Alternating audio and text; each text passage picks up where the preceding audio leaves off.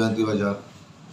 এটা গোপন সংবাদের ভিত্তিতে জয়ন্তী বাজার যে রিটায়ার্ড শিক্ষক মানিকনাথ, ওনার বাড়ির পেছনে, ঘরের পেছনে সাইডে বাইডে এগুলো কিছু জঙ্গলা টঙ্গলা আছে, ওই পেছনে উনি একটা আন্ডার কনস্ট্রাকশন বিল্ডিং, এই আন্ডার কনস্ট্রাকশনের বিল্ডিংয়ের ভিতর একটা বস্তায় মোড়ানো 2টি দেশি বন্দুক আমরা উদ্ধার করি। উদ্ধার করার পর এগুলাকে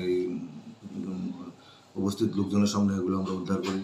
উদ্ধার করার পর আমরা থানায় নিয়ে আসি এবং এই ঘটনার যেহেতু ওনার ঘরের ভিতর না, ঘরের বাইরে আন্ডার কনস্ট্রাকশন বিল্ডিং এবং